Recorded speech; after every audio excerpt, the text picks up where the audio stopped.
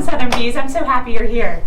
And thank you for having us. We're excited to see what you've done. Well, y'all are welcome anytime. Let me show you around.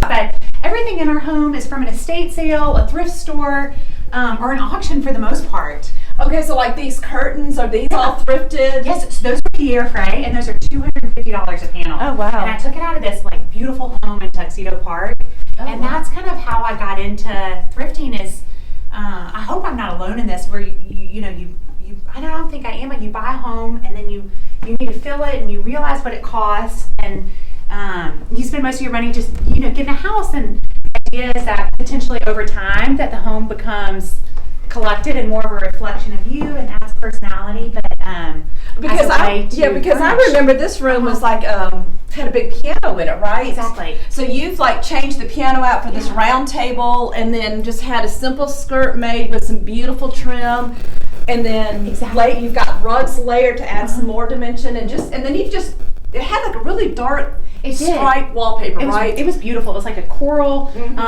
old Farrow and Ball wallpaper, and we actually painted it Farrow and Ball pointing, which every time I say Farrow and Ball, color. Yeah. I actually color match the Benjamin Moore store in town. And what we did is she had this grand piano, which was beautiful, but we didn't really need a grand piano as a young family. And I found this table at the Scalamandre sample sale, and I actually carried it home right when I saw it. The whole skirt and table? Yeah.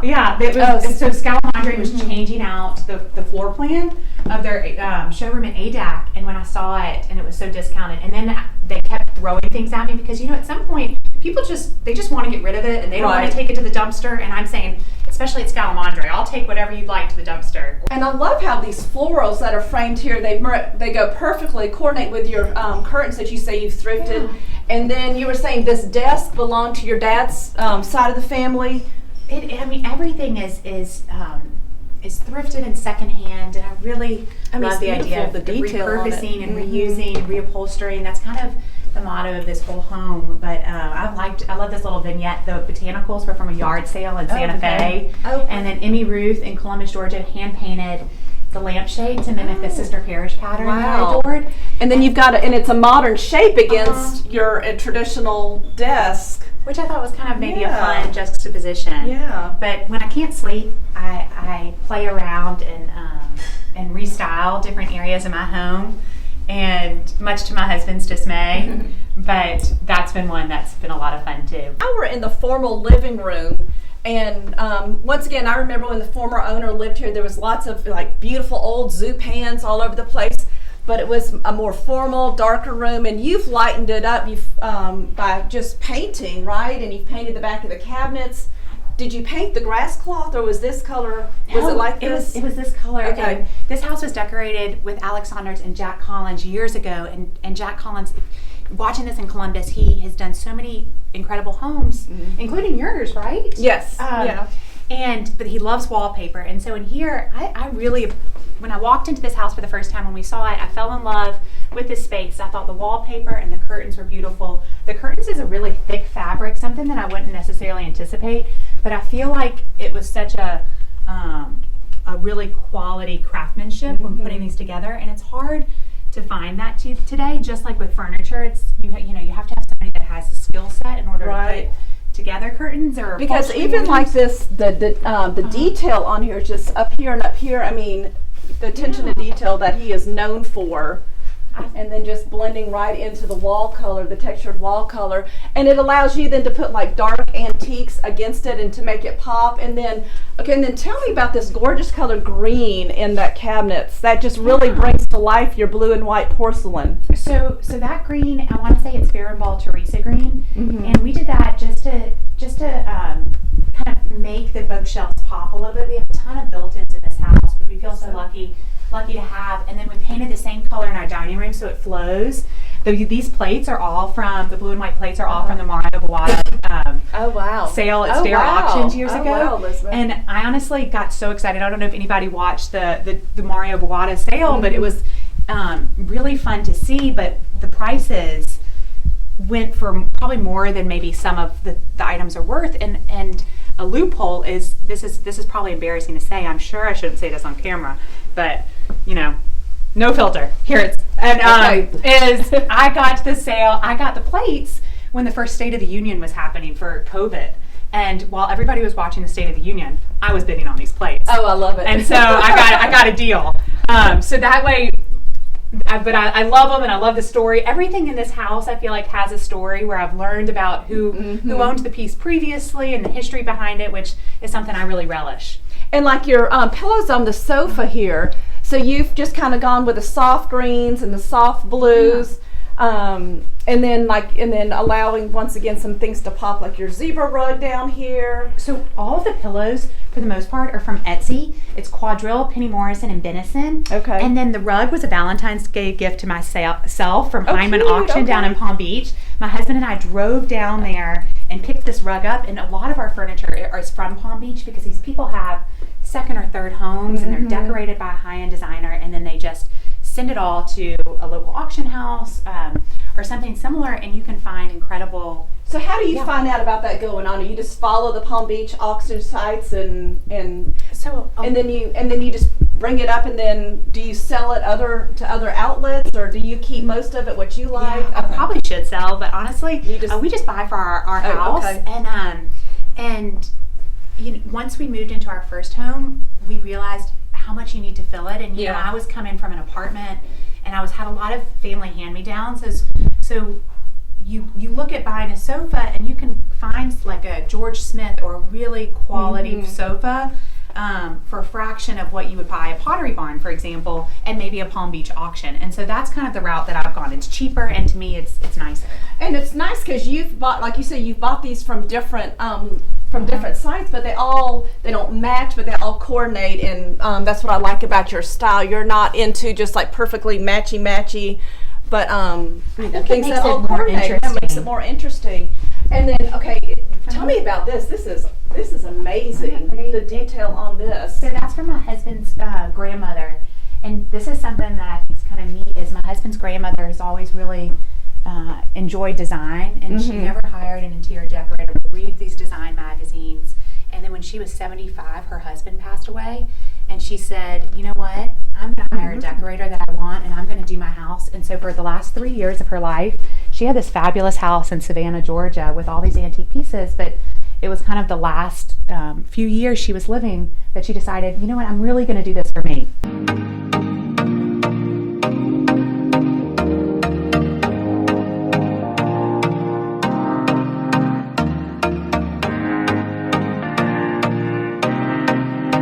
So tell me about this. You were saying you got it at Christie's. So it's a painting that was from a guy in New York, and somebody sold it to Christie's in 1997, and then Christie's, whoever purchased it at Christie's, then put it in another auction house in New York. And about 6 years ago, I thought maybe on the side I would get into art flipping, because I was seeing what people could buy it for, and then what it would go later on. And this was my first piece that I purchased, and somebody white glove delivered it to my small office space in Atlanta, Georgia, from New York. And then I got pregnant, and I just never art flipped. But since it has such a prominent place in our home, and it did in our last, and it always makes me laugh thinking about this side hustle I thought about at one point. Your side hustle. The wallpaper is Pierre Frey, and I wanted a pretty paper that matched the hallway as well as the skirt, the sink skirt. I thought that it was such a pretty fabric and a classic green shade, and so this is what I landed on. And then for an extra punch, I put Dick's Blue Faro and Ball on the back of the door and on the trim. And then every light fixture in the house has been changed. All of the lamp shades are pretty much a fabric shade, or they're a painted shade, which I feel like adds a whole nother texture and layer to the space.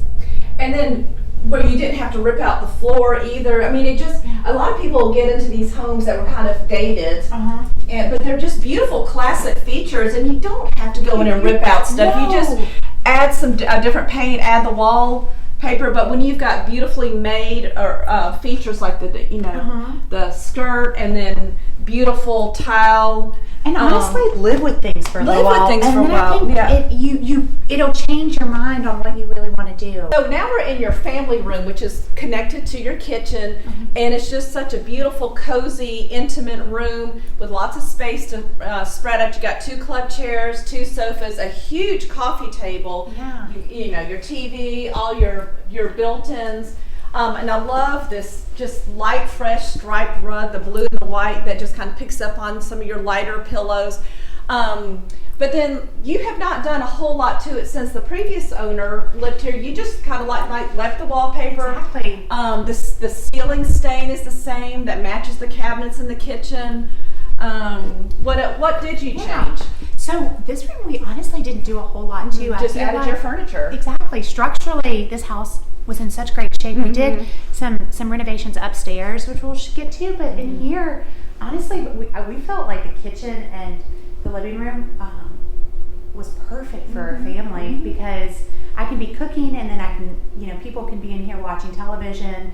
And so this is where we really live, to be honest, and fell in love with the space. And with this design, this was probably the hardest design layout I had. I was really confused on how to lay it out, But no, because you just didn't know if you wanted 2 sofas, 2 chairs, more chairs. Yeah. She had a very different type of layout than this, and it's a big space, and so I struggled with how I should do it. And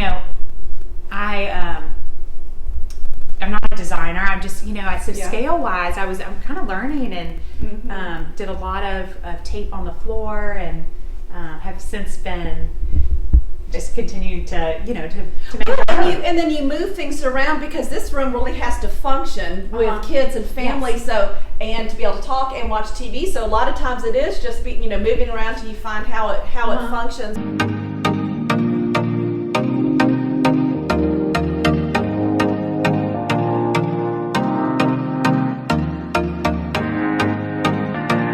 Like so many houses we're going into now, they're like white, very white walls and a lot of white furniture and then little pops of color, which is beautiful. But with young children, it's hard to kind of live with that. Yes. So you've shown how it's just, you've done more, it's still a neutral fabric on your chairs, more faded on the chair in a neutral sofa and all that. So which is a little bit more livable, but still allows color to pop off of it.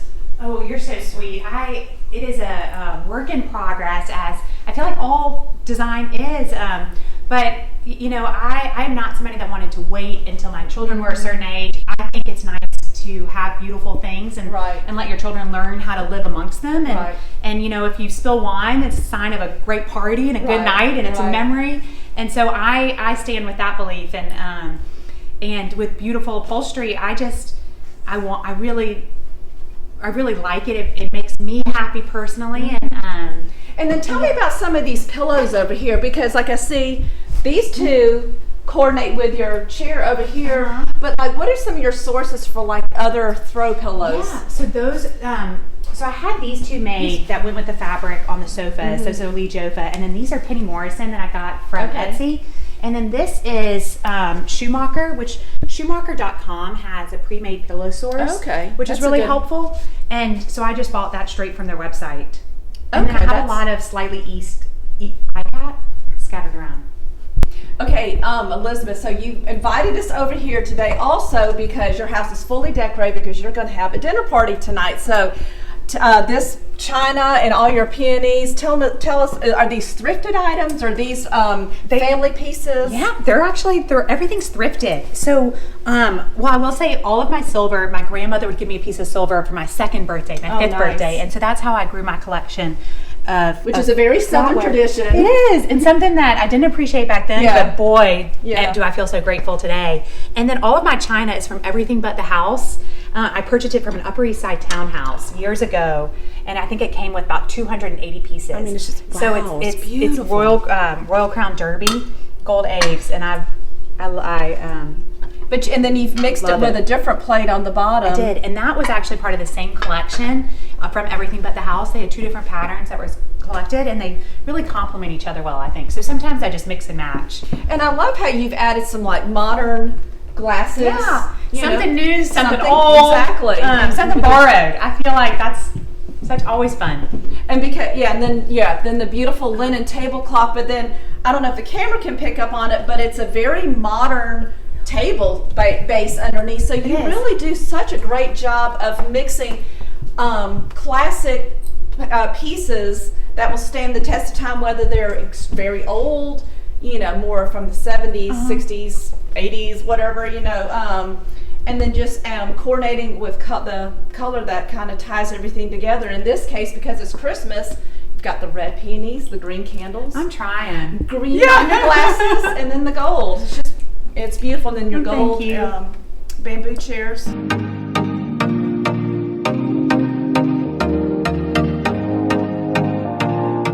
A lot of people always ask about how to style bookshelves because it is not easy. And you've done a fabulous job of styling a bookcase. So give us some of the tips on how to go about so it doesn't look so cluttered, but where it looks put together. I like a mix. I think it's great to have high and low family photos. I like books in different directions. I always take the book covers off books. Okay. I think that always makes, to be honest, is a lot prettier. And usually the book itself is prettier than the cover. So I always rip those right off. And then I love having the plates. Those are Christopher Spitz Miller. Oh, okay. So I think it's all about creating different points for your eye, and I love adding some flowers and topiaries. But if anybody in Columbus ever wants help with their bookcases, I love styling bookcases. Oh, do you? Yes, Yeah, some people, that's their thing. Yes. It is something that will keep me busy for a while and gets me really excited. So call me if you have any questions. All right, this little vignette here, I love this. It's like a wicker table, but it looks like it's skirted. And then this modern piece of just white paint. I mean, I know it's more than that, so tell us about that. Well, the table is from Mainly Baskets Home, and then the picture is from America's Mart during their cash and carry sale. Okay. The lamps are visual comfort, and then this is just an Amanda Linroth $10 sleeve with a plant from Home Depot.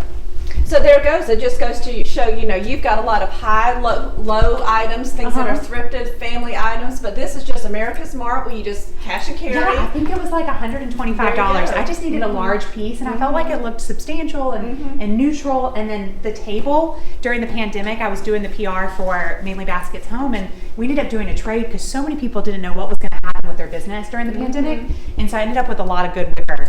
And the wicker is such a great piece to mix in. You've got a lot of traditional mahogany pieces, and it's such a great piece to mix in and lighten things up. It is. I always feel like wicker keeps things fresh, and Varnish Collection in Columbus has great wicker pieces.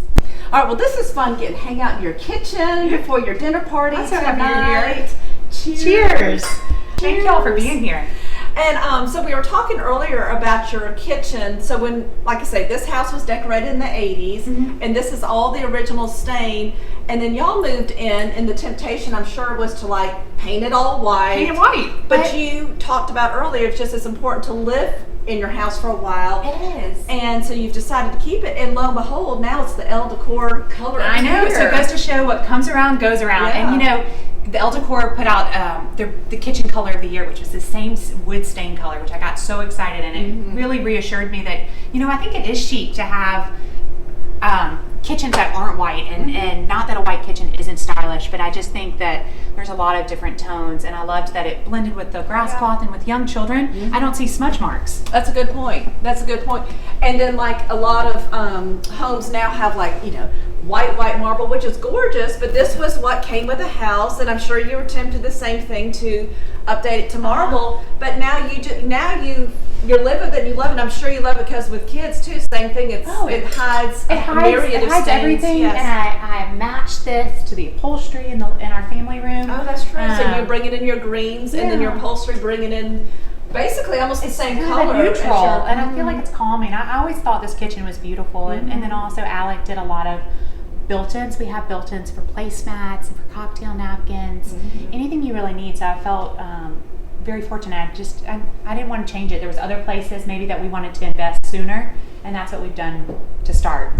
And then what I like about how you've got these, more like beiges, more muted colors, then it allows like your white tablecloth to really pop. So That's true. whereas a lot of the homes are the opposite, where it's white, and so it allows other things to pop, but you're allowing like your white painting to pop, your white tablecloth to pop. You've got a white lamp over there to pop, and then everything else just kind of blends in. But also then your ceiling stain is the same color as your cabinet, so that all correlates. It all correlates. So if I painted, it would be a huge paint job. Huge big job. And one thing we are doing is I've changed out every light fixture, and we are doing lanterns in this room, but that's just been something that's down the wish list. And so you start to do little things as you can, and start your list. Yes. And then as you're able, you make those improvements. All right, now with two little ones, it's important to have a playroom close by on the main floor. So this is your playroom for your two little ones. You don't need a great big space because they've got access to the outside, but it's right off your family room, right off your kitchen, and it's kind of nice where it's kind of small, so it's kind of contained. A few little choice toys, because I know you've got a downstairs and upstairs that's got a bigger playroom. I love that when we're in the kitchen or the family room where we live, I can have my children in here and they're playing Legos or drawing. It keeps them close, and this house is just so family friendly. So that was something that we loved, that we had that option. This used to be kind of a breakfast nook, seating area, and then when we're doing outdoor entertaining, it's an easy place for people to come in and out as well. Can you set this room up as a bar for parties? Oh, yeah. So this is a great, multi-purpose. Transitional space. It is. And this fabric on the curtains, I love that in your two. And tell me who did these paintings. Emmy Ruth Wise did the faces. Elizabeth, now we're getting to enjoy your dining room ahead of your party. So before it gets all messed up with all your guests sitting and eating, give us a tour around some of your talk about some of your china and your placemats and your glassware and your candles. Well, I mean, at the table and the curtains we purchased from Alec when they did like a little estate sale, and then I reupholstered the chairs in different fabrics. So this set the room up with an incredible base. I gold gilded myself, hand painted the curtain rods. That was a big project. I spent an embarrassing number of hours trying to figure out how to do the return rod, and then the sidebar. Because the curtains were there? The curtains were here, and then I lengthened them. Okay. So there was a cornice board up here. I lengthened the curtains and then put them on the rod. Okay. And that was just a nice way to freshen up the space. But it was beautiful Scalamandre fabric, and I hated to not utilize them. So I really made this into the scheme of the entire room. I fell in love with some different high-end paper that I thought about putting in this space, but it's such a big room. And at kind of the similar point, I had met this girl in Columbus named Emmy Ruth Wise, and I had seen a chinoiserie panel that she had done for James Farmer. Because this looks like a Gracie wallpaper. It does. It does. That she's, a play on it. I mean, that she's been able to not copy, but kind of in the style of. Exactly. It was inspired by. But then what was really neat about doing a hand painted mural for anybody that is interested is that we were able to make changes throughout the process. So one paper might have had a bird cage and another one would have a ginger jar, but we really just let our imaginations go wild.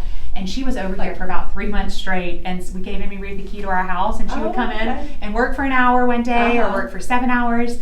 But it was so much fun to see the process, and then for my 3-year-old daughter to be able to watch her bring this to life and do the artwork.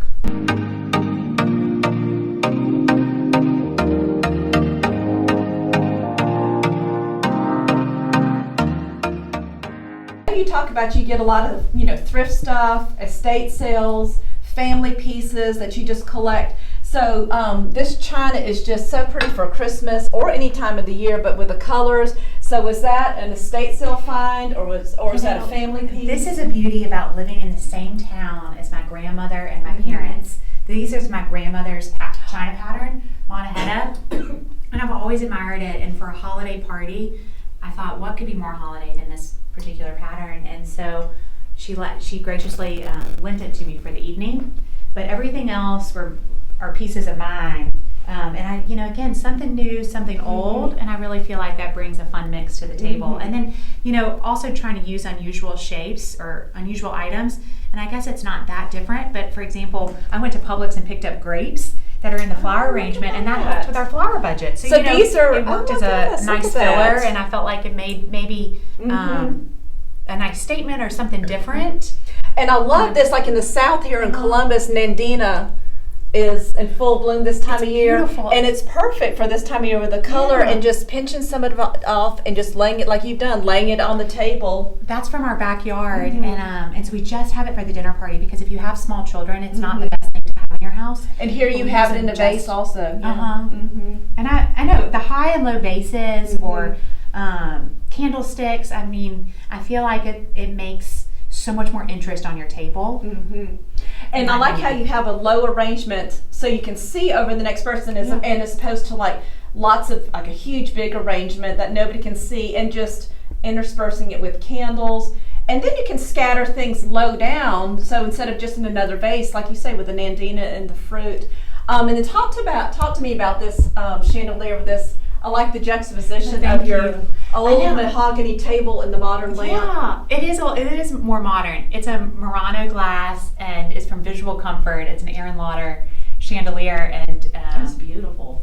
I know. Well, this was kind of a big investment for us, is getting this light fixture, but I usually have been scouring auctions for the last couple of years trying to find the perfect piece, and I kept coming back to this, and eventually we went for it. But I like the juxtaposition as well. And then I love this mirror, the iron mirror on the back end. So that previously belonged to Danielle Rollins, who was a tastemaker in Atlanta. She's since moved to Florida. And when she moved out of her Atlanta home that was previously decorated by Miles Red, she sold a lot of pieces to friends and family. And I went over and a lot of pieces that we have in our home were previously Danielle's that Miles had picked out. And this mirror is one of them. In this room right here, you were talking about earlier, is online at House Beautiful. It is. So you can see more of this dining room, but we're so honored to be here, and you're here in Columbus, in Columbus, Georgia, with a national magazine, and your beautiful dining room is online with House Beautiful. And I was really proud when they ran our dining room, and so proud that y'all are here today, and Southern Views wants to be here at our house. Because it's such an unusual, it is a work of art in this room, and so Amy Ruth Wise did an incredible job. She really did. That paired with all of the furniture being thrifted, I think just made it more of an interesting storyline. But and tell me again, how many hours do you think she spent painting this room? Gosh, a lot. This is her second mural that she's done in our house, and this is probably the largest scale, her first large scale mural. And because it wasn't a tight timeline, we were really working on her schedule. It's hard to say, but it was probably over 3 months, and some days would be full days of work, and some days would be maybe an hour. But it took a while. Yeah. And then I'm noticing too the coffered ceiling is where you don't have to feel like you have to match things. It blends, but it's a different color. It's more of a bluey green, and yet still it's even a different color than the upholstery and a different color than the walls. But it all just like blends in. Tell me about this color. It's a high gloss Teresa green with a ton of white. Okay. So I had because if you just left it white, it would have looked a little stark. Yeah. A friend of mine who's I think is really stylish, she used to always tell me, and I was young, and she'd be like, Elizabeth, never forget, every room has 6 walls. True. And so you have the 4 walls in your room, you have the ceiling, and you have the floor, but don't forget about them. So painted floors, paint your ceilings, wallpaper your ceilings. It adds so much interest and such a cool feature.